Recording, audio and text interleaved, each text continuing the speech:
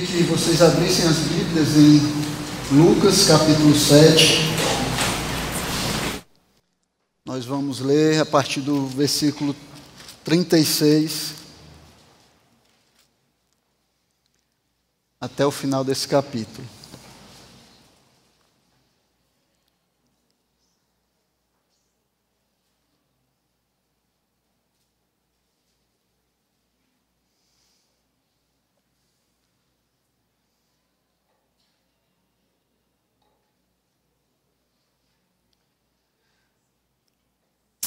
Diz assim a palavra do Senhor.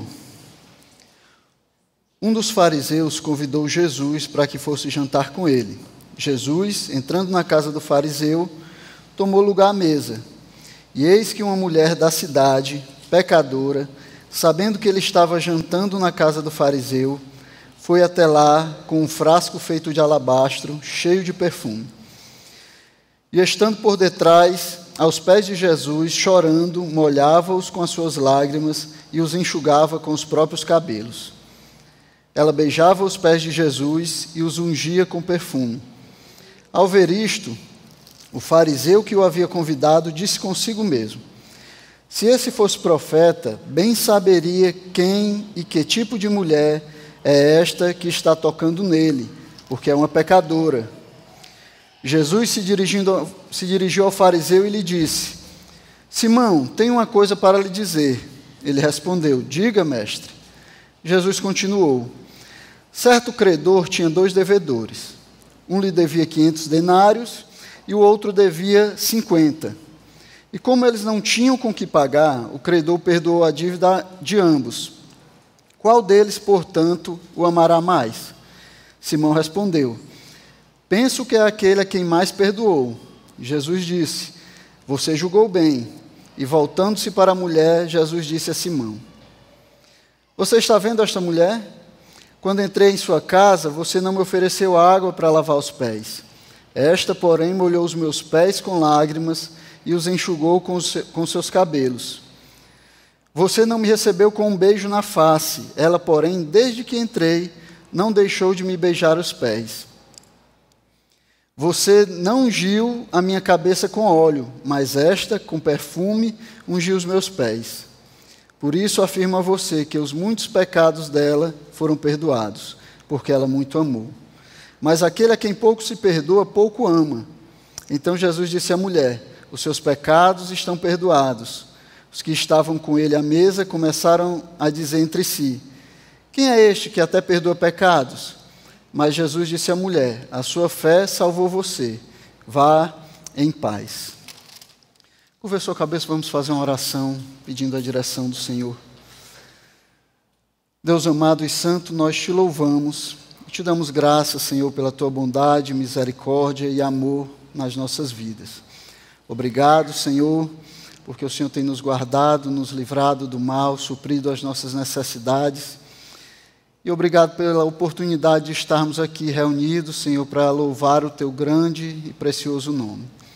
Pai amado, nesse momento de estudo da tua palavra, queremos te pedir que o Senhor prepare os nossos corações, as nossas mentes, e o teu Espírito Santo nos ensine a tua palavra, Senhor, e qual a tua vontade, Pai. Abre as nossas mentes, Senhor, ilumina as nossas mentes para entendermos aquilo que o Senhor deseja falar aos nossos corações. Nós te pedimos isso no nome santo e poderoso do teu Filho Jesus Cristo. Amém. Existem muitas evidências que atestam a verdade da fé cristã. Ao longo do tempo nós podemos ver essas evidências se acumularem em áreas como a ciência, a história, a filosofia e até nos cumprimentos das profecias bíblicas. Nós também podemos ver, a verdade da fé cristã sendo comprovada. No entanto, nada dá maior testemunho da verdade do Evangelho do que o amor de Deus, do amor a Deus e o amor ao próximo na vida de pecadores transformados pela palavra de Deus. Essa é a maior evidência do Evangelho, é isso que comprova o Evangelho diante desse mundo. E nós podemos ver exemplos disso na palavra de Deus vários exemplos assim. Por exemplo, a profunda transformação de Saulo, um fariseu zeloso e fanático, em Paulo, apóstolo e missionário enviado aos gentios. Essa transformação, irmãos, foi responsável direto ou indiretamente pela conversão de milhares de pessoas, e por que não dizer milhões, se nós pensarmos em todos esses séculos, até hoje, milhões de pessoas que ouviram o testemunho de Paulo, que leram sobre o testemunho de Paulo, chegaram à fé.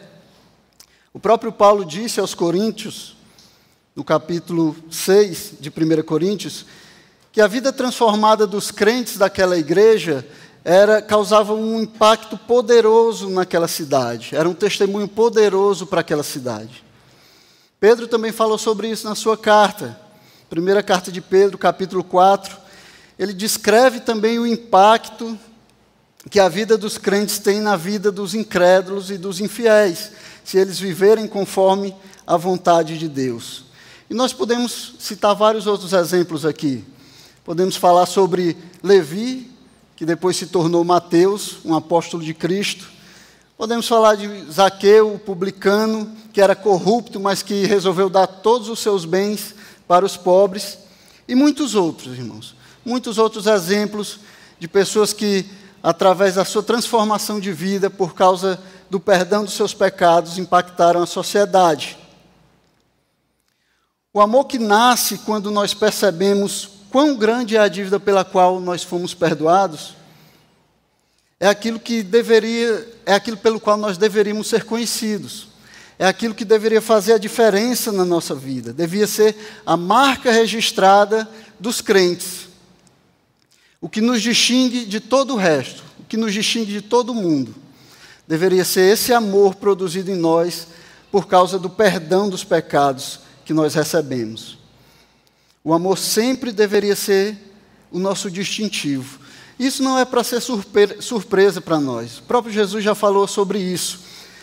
Em João 13, versículo 35, ele disse: "Nisto todos conhecerão que vocês são meus discípulos, se tiverem amor uns pelos outros." Então, o amor deve ser aquilo que sempre nos distingue, aquilo pelo que nós somos conhecidos. O amor a Deus e o amor ao próximo deve ser a consequência de nós entendermos que fomos perdoados de uma dívida impagável, que nós não poderemos pagar de maneira nenhuma. E aí Jesus vai usar o amor de uma pecadora que foi transformada pelo perdão para evangelizar homens que não achavam que precisavam de perdão, para evangelizar homens que se achavam justos, homens que achavam que conseguiriam, através do seu esforço, se empenhassem o bastante, através da sua força, eles achavam que conseguiriam perdão, achavam que por eles mesmos eles eram justos. Mas para Cristo, a evidência da justiça é obtida pelo perdão da dívida, é obtida o perdão da dívida, e esse perdão só vem através de Cristo, aquele que é o nosso credor, aquele a quem nós ofendemos. Então, quando nós recebemos esse perdão, a evidência dele é o amor demonstrado ao Senhor, que graciosamente perdoou, que graciosamente deixou de lado essa dívida. Aquele Senhor que poderia nos cobrar, mas Ele resolveu nos perdoar. E Ele vai fazer isso através de uma forma clara, de uma forma dramática, usando o exemplo de uma mulher pecadora, de um fariseu que achava que era justo, e através de uma parábola que vai descrever toda essa realidade. Jesus vai usar tudo isso aqui para nos falar a respeito do amor que deve existir na vida daquele que tem os seus pecados perdoados. Mas antes eu queria abrir um parênteses, antes de nós entrarmos de fato no texto e falar sobre isso, eu gostaria de abrir um parênteses para nós falarmos um pouco a respeito de parábola. Então, o que é uma parábola? O que significa essa palavra que nós tanto vemos nos evangelhos, que nós tanto ouvimos dizer que Jesus fala sobre elas? Então, parábola não é uma coisa muito fácil de se definir, né? E existe muito debate entre teólogos, entre estudiosos, para tentar definir o que significa uma parábola, o que é uma parábola. E por causa dessa indefinição, porque não se chega a um consenso, as pessoas vão dizer várias coisas a respeito disso, né? Alguns vão dizer que existem mais de 70 parábolas nos evangelhos. Outros vão dizer que não chegam a 30. E eles vão fazer várias categorizações, vão classificar essas parábolas. Algumas eles vão chamar de parábolas, outras vão chamar de exemplos, outras de provérbios, de símile. E vai ter várias maneiras de falar a respeito disso. Mas talvez o entendimento mais acertado a respeito de parábola é o de que, na linguagem comum do judaísmo do primeiro século, parábola era uma palavra usada para se referir a formas figurativas de todos os tipos, quer sejam alegorias, quer sejam fábulas, quer provérbios, enigmas. Parábola era usado para se referir a todos esses tipos de discurso. Então, com isso em mente, talvez seja mais proveitoso nós, ao invés de definirmos, darmos uma definição, conceituar a parábola, nós entendermos como é que as parábolas funcionam nos evangelhos. Como é que Jesus usava essas parábolas nos evangelhos? Qual era a intenção dele ao usar parábolas? E sobre isso, a primeira coisa que nós podemos dizer é que parábolas elas não são simplesmente ilustrações para facilitar o entendimento de um ensino. Uma parábola não é só isso. Uma parábola não serve apenas para que nós entendamos melhor algo que Jesus está ensinando. Ela é muito mais do que isso. A parábola é uma forma de descrever uma experiência religiosa ou de tentar explicar uma realidade teológica. Então, para a gente ocidental, é um pouco difícil de entender a respeito de parábola.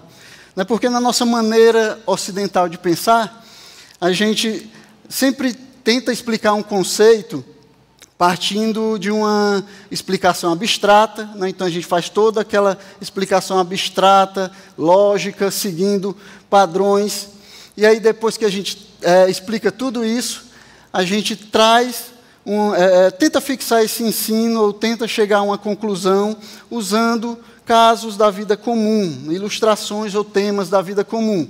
Então é assim que a gente usa, né, essas coisas, é assim que a gente usa parábolas, é assim que a gente usa exemplos para tentar ensinar.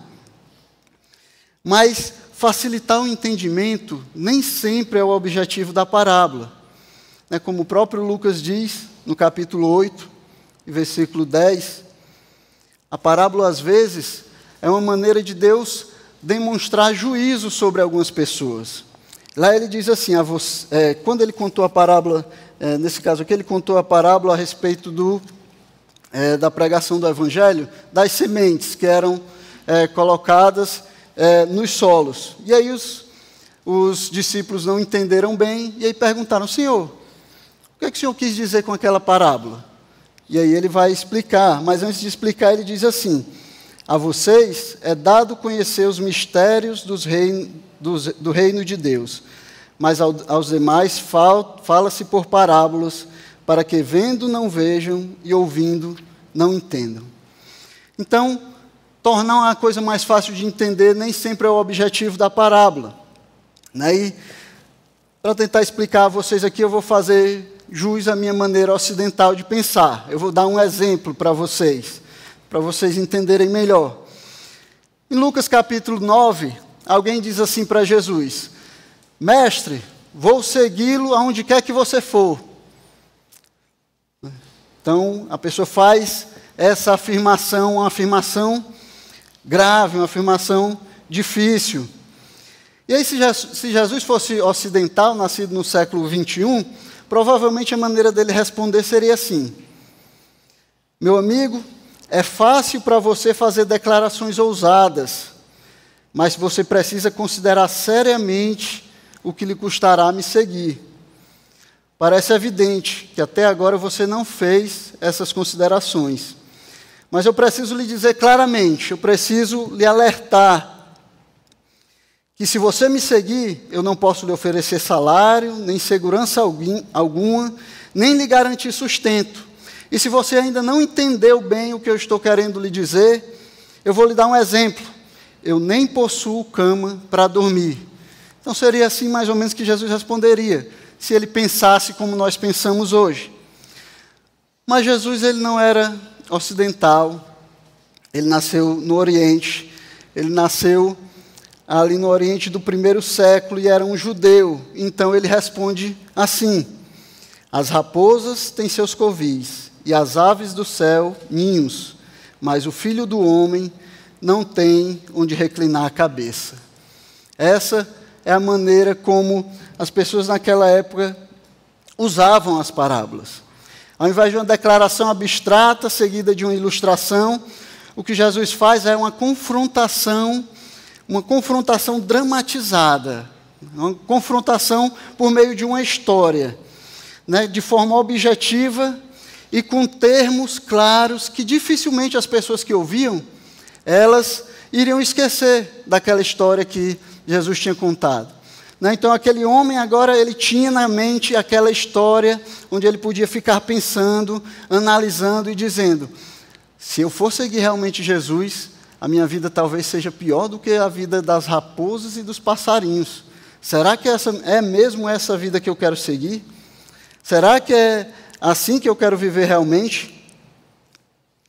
Então, as parábolas de Jesus são uma forma concreta e dramatizada de linguagem teológica que força o ouvinte a reagir. Aqui a pessoa teria que reagir, aquele homem teria que reagir agora. Ou ele se doaria para seguir a Cristo, ou então ele deixaria aquela ideia. Ele sairia dali e veria que realmente ele não tem capacidade nem condições de seguir a Cristo. E é dessa forma, usando uma parábola dessa forma, que Jesus vai, no centro do nosso texto, nos ensinar a respeito do amor que é produzido no pecador diante do perdão concedido por Jesus, concedido por Deus. Essa é uma história de amor que vai ser contada por uma mulher pecadora, um fariseu e uma parábola. Jesus vai usar o exemplo dessas duas pessoas e vai contar uma parábola para nos fazer entender o que significa, o que deve acontecer quando nós recebemos o perdão dos nossos pecados, quando nós sentimos esse perdão nas nossas vidas. Então, o primeiro personagem que nós vemos aqui é essa mulher, que era pecadora.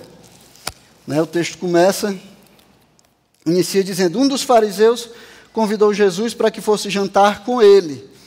Então, nós somos introduzidos nessa história, lendo que Jesus foi convidado para um jantar na casa de um fariseu e que ele aceitou esse convite. E esses jantares eram comuns naquela época, são comuns ainda hoje ali no Oriente. Jantares que eram feitos para debater assuntos teológicos. Então, era chamado um rabi, um rabino, um mestre, para que ali no meio de um banquete eles pudessem ter uma discussão teológica, pudessem aprender mais sobre isso, sobre assuntos teológicos. Certo? Então isso não era considerado uma coisa particular, esses jantares não eram considerados uma coisa particular. Receber hóspedes naquela época era um negócio público. Então o portão do jardim ficava aberto, as portas da casa ficavam abertas. Eles colocavam uma mesa baixa, grande e baixa, onde as pessoas poderiam se escorar, ou então, muito frequentemente, colocavam pratos grandes no meio da sala, e as pessoas ficavam ali, apoiadas no cotovelo esquerdo, e se servindo e conversando. Eles ficavam com os pés para trás, longe da mesa, porque nessa cultura os pés eram um sinônimo de impureza, por causa de toda a sujeira que tinha nos pés. Não existiam sapatos, naquela época eles tinham que usar sandálias. E atrás dos convidados, atrás dos hóspedes, ficavam os servos, com bacias de água, para que pudessem lavar os pés dos convidados. E deixar de cumprir uma cortesia como essa, de dar água para que os pés fossem lavados, lavados era uma grande ofensa. Não era uma grande ofensa naquela época. No mínimo, era feito isso só quando o hospedeiro ou o anfitrião considerava que aquele hóspede que ele estava recebendo era de uma posição social muito inferior à dele. E aí ele não se importava em fazer aquilo que ele tinha que fazer para o hóspede. Mas os escravos ficavam ali, deveriam ficar ali para lavar os pés dos convidados. E atrás desses escravos ainda ficavam os vizinhos, as pessoas das redondezas. A sala era um salão grande, onde as pessoas se reuniam ali. Eles vinham porque eles queriam também ouvir aquilo que estava sendo falado, aquilo que estava sendo estudado, e eles ficavam ali. E eles, mesmo que eles não tivessem sido convidados, eles não eram considerados como intrusos, ou como penetras naqueles banquetes. Eles ficavam ali, e na verdade isso era o normal. As pessoas não faziam banquetes só para elas, só para elas ficarem sozinhas, mas elas gostavam quando tinha muita gente ao redor, mesmo que aquelas pessoas ficassem só olhando e tentando ouvir, se aglomerando ali atrás. A gente lembra de uma outra parábola que foi contada de um rei que fez as bodas do seu filho, foi comemorar as bodas do seu filho, e aí ele mandou chamar algumas pessoas. Essas pessoas não quiseram vir, se inventaram desculpas para não chegar ali, e aí o rei disse para os seus servos: saiam pela rua e peguem todo mundo que vocês encontrarem e tragam para deixar minha casa cheia. Tragam os pobres, tragam os mendigos, tragam os aleijados, eu quero ter a minha casa cheia. Então era assim. Nessa cultura as pessoas gostavam de ter muita gente envolvido ali no seu momento de discussão teológica. E é importante nós sabermos dessas coisas para nós entendermos como as coisas aconteceram e como chegaram até o texto que nós lemos. Então, também logo no início, nos 2 primeiros versículos, são apresentados os 3 personagens principais dessa história. O fariseu, que convidou Jesus para o jantar, Jesus, que aceitou esse convite, e a mulher pecadora. Nos 2 primeiros versículos que nós lemos, já nos são apresentados esses 3 personagens. E a primeira que é falado alguma coisa é sobre aquela mulher. Ela é apresentada como uma mulher da cidade e pecadora, ou talvez como uma mulher que pecava na cidade. Qualquer uma das maneiras de falar, queria dizer que aquela mulher era uma mulher que cometia pecado continuamente na cidade. Ela estava naquela cidade, era daquela cidade, e ela cometia pecados. Provavelmente, aquela mulher era uma prostituta, uma mulher que vivia ou que sobrevivia de favores sexuais.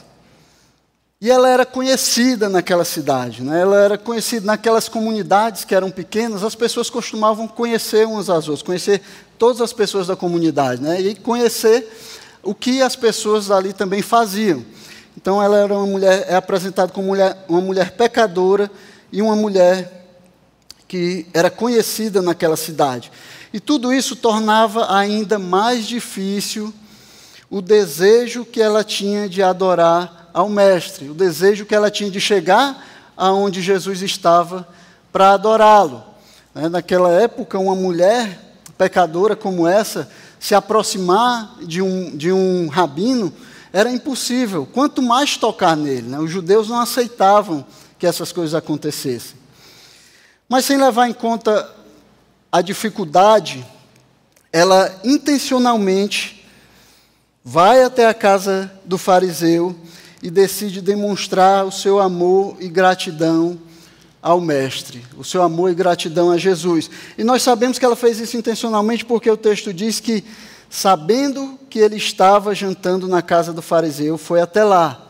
Então ela sabia que Jesus estava lá. Talvez ela tenha ouvido Jesus pregar. Talvez ela já tenha ouvido a mensagem de Jesus. E aí, ela sabendo que Jesus estava na casa do fariseu, ela vai até lá, intencionalmente, para demonstrar o seu amor, para demonstrar a sua gratidão. E nós sabemos também com certeza que ela vai até lá para honrar Jesus, né, para ungir Jesus com perfume, porque o texto diz também que ela vai e ela tem um vaso feito de alabastro com perfume. Então ela foi até ali com a intenção de adorar Jesus, de ungir a Jesus, de demonstrar gratidão e amor a Jesus. Mas também parece que ela não estava preparada para lavar os pés de Jesus, né? Porque ela não tinha água e também não tinha um pano para secar os pés de Jesus. Talvez ela não esperasse que tivesse que fazer isso, porque isso era uma responsabilidade do dono da casa, né? Aquele era uma responsabilidade do hospedeiro. Ele deveria prestar esse serviço aos seus hóspedes. Naquela época, receber um rabi, todos os homens ficavam à porta esperando o rabi entrar para que pudessem beijar a mão dele. E depois, quando ele se assentava à mesa, um escravo deveria ser colocado para lavar os seus pés. Então, aquela mulher ela não esperava que Jesus fosse destratado ou ignorado daquela maneira, porque hospitalidade no Oriente, e ainda mais nessa época, era algo muito importante para as pessoas. E ainda hoje é algo muito importante. Se você for na casa de alguém no Oriente, mesmo que seja uma pessoa muito pobre, ele vai lhe receber com o melhor que ele tem, mesmo que isso signifique depois ter algum problema para a família de alimentação. Mas é uma vergonha para ele não dar o melhor que ele tem para receber você. E era assim que as pessoas esperavam na época de Jesus, no primeiro século. Esperavam que o hospedeiro recebesse bem os seus visitantes. Não foi o que aconteceu com Jesus. Não foi assim que Simão, o fariseu, recebeu Jesus. E essa mulher viu o insulto que Jesus recebeu ao entrar na casa de Simão, viu como ele foi destratado, viu como Simão resolveu deliberadamente omitir as gentilezas que deveriam ser dadas para o seu hóspede. E a despeito dela estar rodeada de homens que eram hostis a ela, a respeito de toda a vergonha que ela poderia passar, a despeito de não ser bem-vinda naquela casa por causa dos seus pecados, aquela mulher, ela não se importou com nada disso. Ela enfrentou toda a hostilidade, enfrentou toda a dificuldade, enfrentou toda a vergonha e resolveu fazer aquilo que o fariseu deveria ter feito ao seu mestre. Então ela vai e, na falta de água, ela molha os pés de Jesus, e na falta de uma toalha, ela enxuga os pés de Jesus com os seus cabelos. E aí é mais uma coisa para nós sabermos, para podermos entender com o que realmente isso significa. Para uma mulher judia do primeiro século, soltar os seus cabelos em público era a mesma coisa que mostrar os seus seios em público. Para uma mulher só era permitido ter os cabelos soltos na presença do seu marido. E muitos escritores judeus, muitos rabinos permitiam que homens se divorciassem de suas mulheres se elas soltassem os cabelos em público. Então, era uma vergonha, as mulheres se sentiam envergonhadas de ter os seus cabelos soltos em público. Mas, mesmo assim, essa mulher pecadora, ela enfrentou a vergonha, enfrentou o desprezo, enfrentou o julgamento daqueles homens, enfrentou o machismo daqueles homens, que eram implacáveis e que não conheciam a misericórdia de Deus. Esses homens estavam prontos, sem pestanejar, para apedrejar aquela mulher, por causa dos seus pecados. Mas ela enfrentou tudo isso. Ela não levou em conta tudo isso, ela não temeu tudo isso. Ela enfrentou todas essas coisas para demonstrar o seu amor por aquele que havia pregado o amor de Deus, por aquele que havia graciosamente pregado o amor de Deus a ela. E aqui, irmãos, nós temos que fazer um alerta para nós mesmos. Talvez nós tenhamos que fazer uma pergunta para nós mesmos. Será que nós estamos dispostos, como essa mulher, a enfrentar o desprezo, o preconceito, a hostilidade dos homens por amor a Cristo? Será que nós estamos dispostos a isso? Quem aqui nunca foi motivo de chacota porque tentou pregar o Evangelho, né? Quem nunca ouviu as pessoas zombando de você ou rindo porque você diz que é crente, ou porque você diz que não mente ou não rouba, porque você diz que é honesto? Cada um de nós, irmãos, que estamos vivendo nesse mundo de pecados, nós vamos irremediavelmente passar por situações como essas. Mas será que nós estamos dispostos a enfrentar o desprezo, a enfrentar a zombaria, a enfrentar a hostilidade do mundo por amor a Cristo, para mostrar o caráter de Cristo nas nossas vidas? Será que nós estamos dispostos a sermos como essa mulher? Ou será que nós temos agido mais como Simão, o fariseu? E além de não ter feito as coisas especiais, nós temos também omitido aquelas que são comuns, aquelas que são essenciais, que são normais e esperadas daqueles que se dizem crentes em Jesus Cristo. Como é que você tem agido, irmão? Você tem agido como essa mulher? Você tem enfrentado o mundo, o desprezo, como essa mulher? Ou você tem agido como Simão, o fariseu, e tem omitido até as coisas esperadas de você? Então, o próximo personagem que nós vemos aparecendo aqui nessa história é o fariseu, que nós vamos ser apresentado a ele com o nome de Simão. Esse era um nome muito comum naquela época. Fariseu que se achava justo. Então a gente vê, lendo o texto, que Simão, ele não tinha convidado Jesus para ir jantar com ele porque ele gostava de Jesus ou porque ele acreditava em Jesus.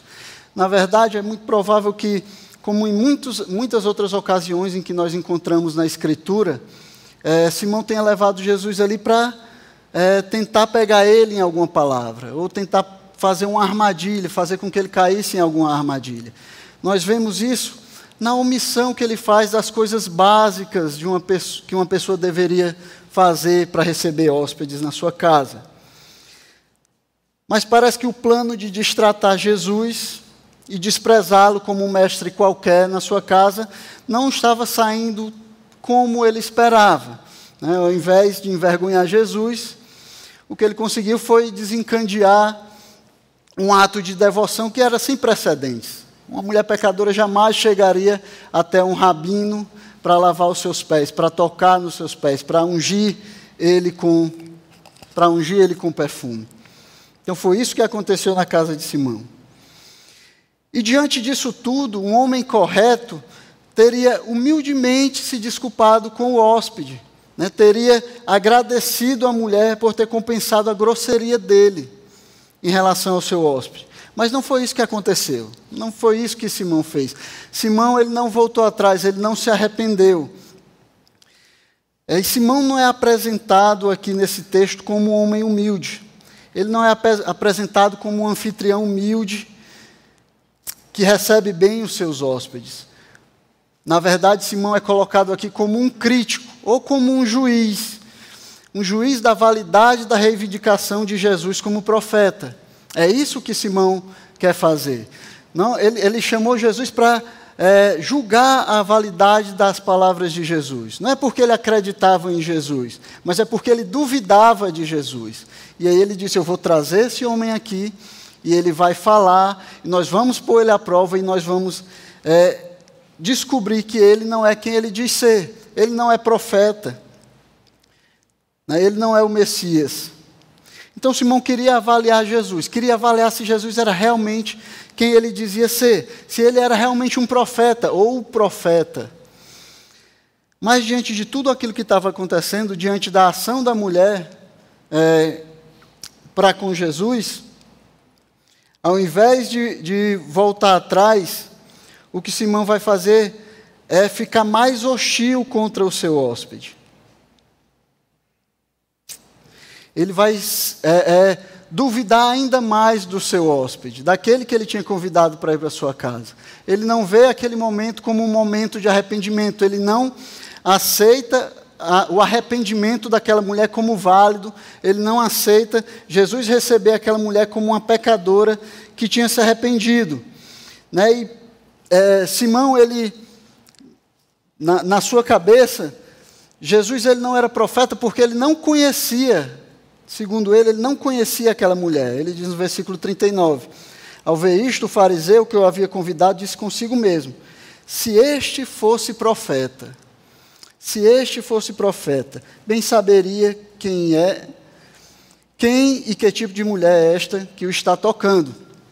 Então, ele achava que se Jesus fosse profeta, ele saberia quem era aquela mulher pecadora que está tocando nele.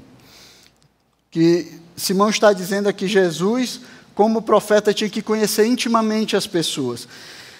Mas é claro que Jesus conhece aquela mulher. E mais do que isso, Jesus conhece também a Simão. O fariseu, ele julgou errado as ações da mulher. Mas Jesus, ele entendia que aquela era a demonstração de amor de uma mulher que estava arrependida. Jesus conseguia ver além do que os outros conseguiam ver. Jesus conseguia ver o coração daquela mulher.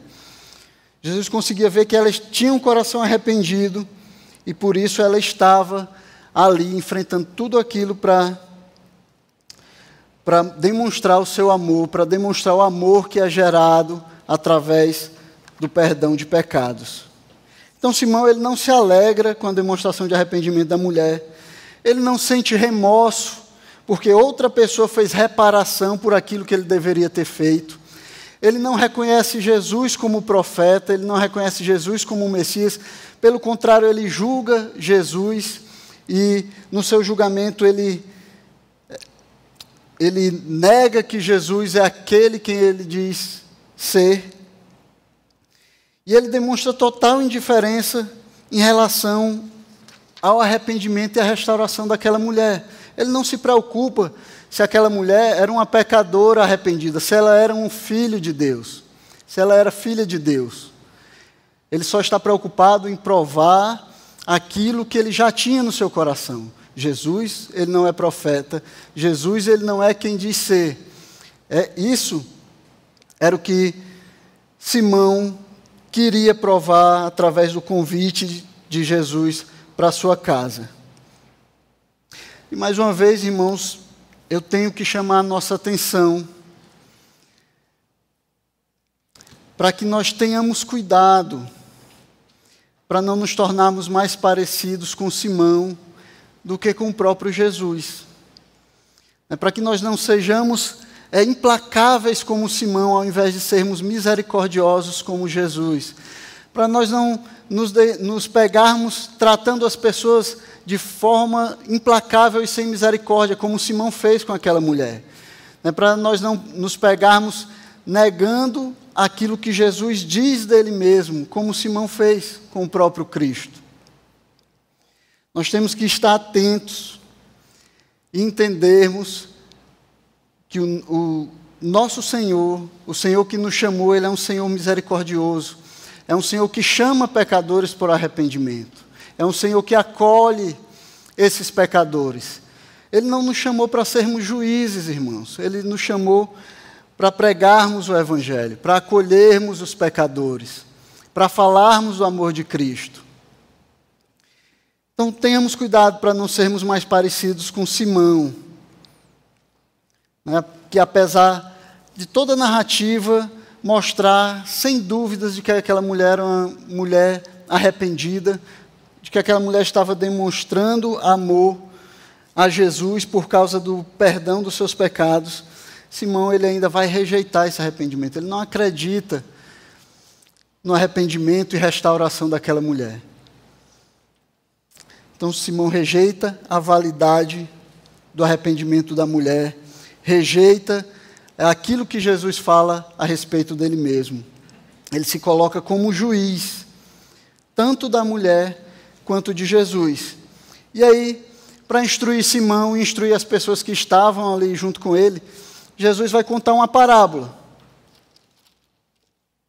Vai contar uma parábola que vai descrever de forma simples e clara a respeito do amor daqueles que recebem o perdão de Cristo. Ele diz assim no versículo 41. Certo credor tinha 2 devedores. Um lhe devia 500 denários e o outro devia 50.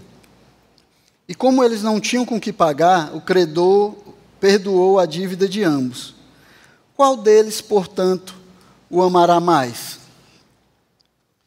Então Jesus conta essa parábola e aí ele desafia a visão de mundo daquele fariseu, contando essa parábola.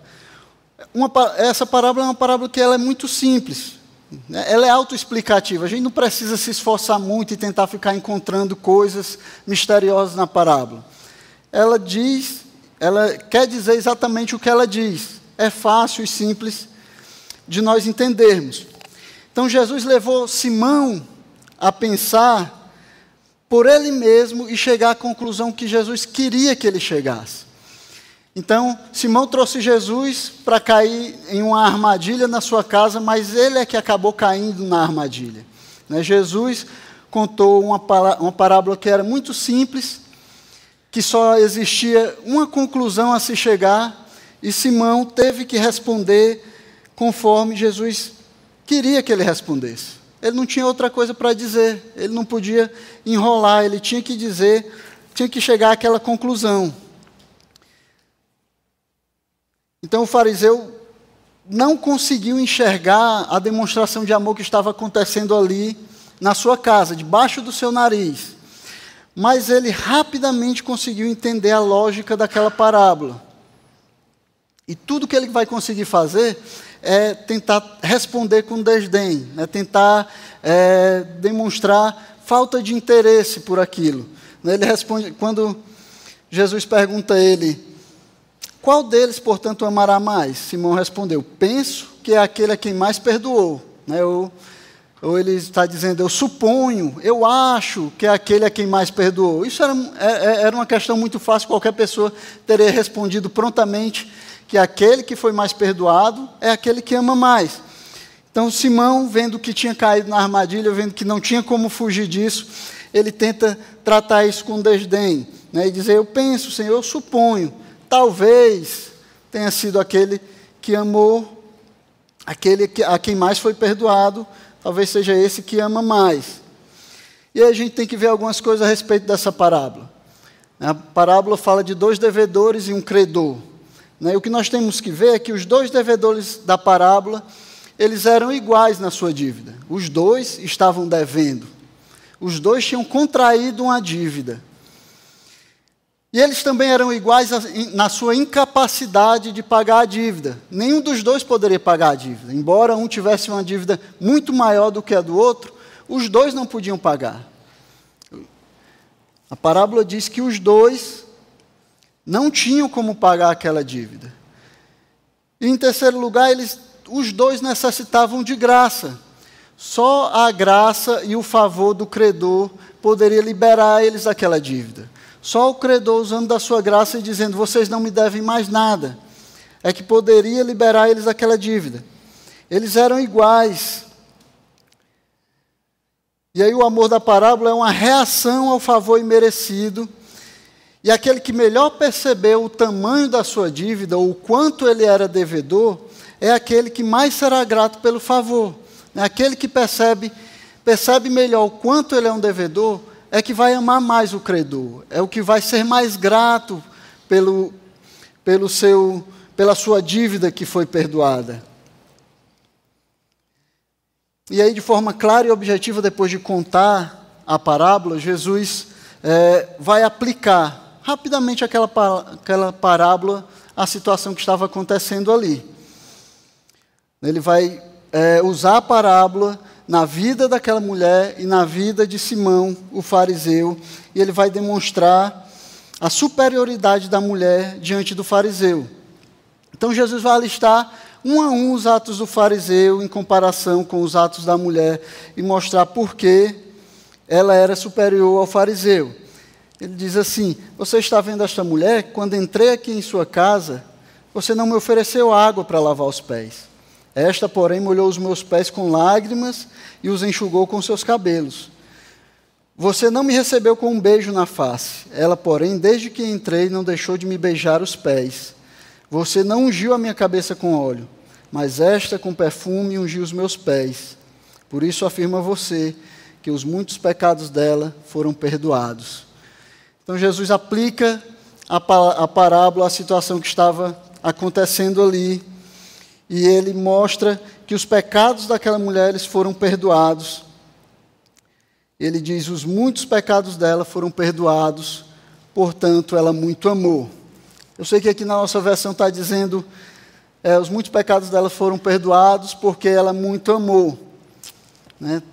Tradicionalmente usam essa conjunção com um significado de causa, mas, embora não seja o uso mais frequente dela, seria melhor traduzido como uma conclusão, né? Se encaixa melhor no contexto, se encaixa melhor na parábola que diz que aquele que é mais perdoado é aquele que ama mais. Então seria melhor colocado: os muitos pecados dela foram perdoados, portanto, por causa disso, por isso, assim, ela muito amou. E também se encaixa melhor com o contraste que ele vai fazer falando daquele que daquele a quem não é perdoado tantos pecados, né? Ele diz: aquele a quem pouco se perdoa, pouco ama. Não é falando do fariseu? Ele vai dizer: aquele a quem pouco se perdoa, pouco ama. E aqui Jesus não estava dizendo que Simão ele tinha poucos pecados ou que ele não tinha pecado, né? Muitas vezes a gente vai ouvir Jesus fazendo esse contraste, né? Dizendo que, por exemplo, na parábola das ovelhas, ele diz que Deus se alegra mais há mais alegria no céu por uma ovelha que é encontrada, por uma ovelha que se arrepende, do que por 99 que não precisam de arrependimento. Né? Ele não estava dizendo que as 99 não tinham do que se arrepender, mas ele estava apenas fazendo esse contraste. Então Jesus não estava dizendo que Simão ele tinha poucos pecados ou que ele não tinha pecados para serem perdoados. Simão tinha muitos pecados, mas tinha pouca percepção desses pecados. E ele, por causa disso, por causa dessa pouca percepção dos pecados, ele não conseguia se arrepender desses pecados. Ele era como aquele fariseu que orava lá no templo e dizia: Senhor, muito obrigado porque eu não sou como esse publicano, porque eu dou o dízimo, porque eu não tenho pecados como os outros homens. Então, Simão, fariseu, ele não conseguia enxergar os seus pecados, mas o próprio Jesus mencionou alguns dos pecados dele aqui. Na verdade, muitos dos pecados de Simão são colocados aqui. Esses pecados não se resumem só a ser um mau anfitrião, né, mas inclui orgulho profundo, arrogância, dureza de coração, hostilidade, espírito julgador, pouca compreensão a respeito do pecado, rejeição dos pecadores, insensibilidade. Ele não compreendia o perdão de Deus, ele era machista. Todos esses são pecados que nós podemos encontrar aqui relacionados com Simão. Mas a despeito de tudo isso, Simão ele tinha um pensamento distorcido a respeito dele mesmo, a respeito da sua perfeição, a respeito da justiça dele. Ele se achava um homem justo, um homem que não precisava de pecados. E por causa dessa percepção falha, por causa dessa percepção desajustada, ele não conseguia se arrepender dos seus pecados e chegar até Jesus para que Jesus desse a ele o perdão. E por fim, na própria lógica de Simão, o fariseu, o teste crucial que validaria, né, na mente dele que Jesus era um profeta seria a capacidade de conhecer a natureza íntima das pessoas, né? Ele disse: se esse homem fosse profeta, ele conheceria essa mulher e saberia quem é a mulher que está tocando nele, porque ela é pecadora. Então esse era o teste crucial para Simão, para acreditar em Jesus. E Jesus ele demonstrou plena compreensão da natureza da mulher, também mostrou plena compreensão da natureza de Simão, ele mostrou plena compreensão da natureza das pessoas que estavam ali. Ele falou exatamente o que aquelas pessoas precisavam ouvir. Ele instruiu aquelas pessoas como elas precisavam ser instruídas para chegarem até arrependimento. Infelizmente, isso não foi o que aconteceu para a maioria delas, né?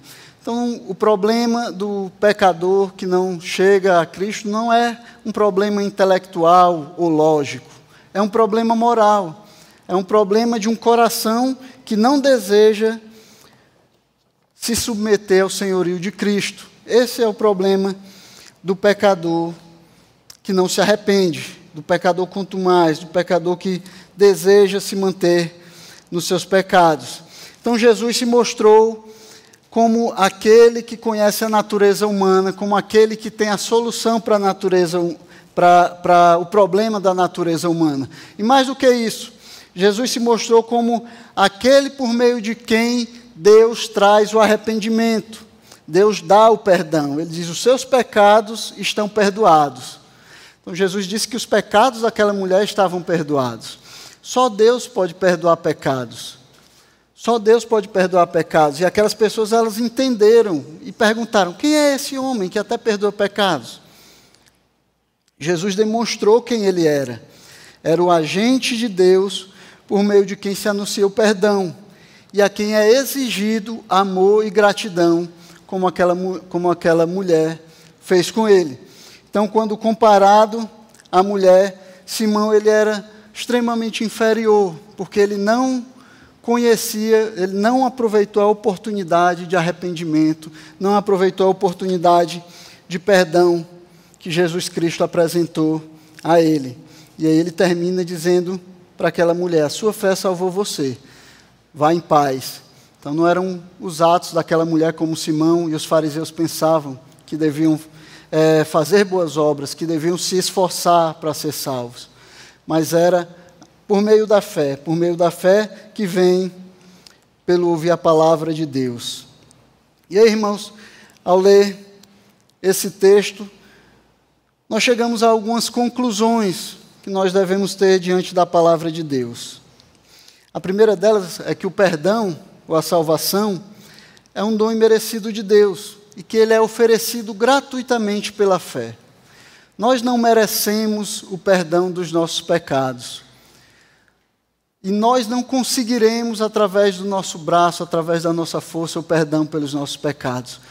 Esse é um dom imerecido de Deus, que Ele nos dá gratuitamente, porque Ele é bom. Em segundo lugar, aqueles que recebem a salvação pela fé, eles imediatamente devem demonstrar o seu amor através de uma vida transformada que honra o seu Salvador. Então, assim como aquela mulher se dispôs a lavar os pés de Jesus, a honrar Jesus, a adorar Jesus, lavando os seus pés, ungindo ele com perfume, nós também temos que ter uma vida transformada. Quando nós recebemos o perdão dos nossos pecados, nós devemos demonstrar o amor que surge disso, através de uma vida transformada, uma vida que agrada a Deus, uma vida que demonstra o caráter de Jesus Cristo nas nossas vidas. E, por fim, o arrependimento será sempre mais fácil para aqueles que reconhecem o seu pecado e para aqueles que reconhecem que são pecadores, ao invés daqueles que se acham justos. Aqueles que se acham justos, eles não vão pensar que precisam de perdão dos seus pecados. E vai ser muito mais difícil eles chegarem até o arrependimento que produz o perdão. Então, que a palavra do Senhor nos ajude a enxergarmos com precisão quem realmente nós somos e quem realmente Deus é, Deus Todo-Poderoso, que tira o pecado do mundo, que nós possamos honrar e glorificar o nome dEle como Ele realmente merece ser glorificado. Amém, meus irmãos? Curva a sua cabeça, vamos terminar fazendo uma oração. Senhor Deus, Pai Santo, nós louvamos e engrandecemos o Teu nome, Pai. Te damos graças pela Tua palavra, pela Tua instrução, Senhor. Te damos graças pelo Teu perdão nas nossas vidas, Pai. Senhor, nos ajuda a demonstrarmos esse amor a Ti, Senhor, o amor que nasce de um coração arrependido que recebeu perdão. Nos ajuda a mostrar, Senhor, através das nossas vidas, através de vivermos uma vida que seja agradável a Ti, que demonstre o caráter do Teu Filho Jesus Cristo, Pai, que possa ser testemunho, Senhor, para as pessoas do mundo. Que o Teu nome possa ser glorificado nas nossas vidas, Pai. Esse é o desejo do nosso coração. No nome do Teu Filho Jesus Cristo. Amém.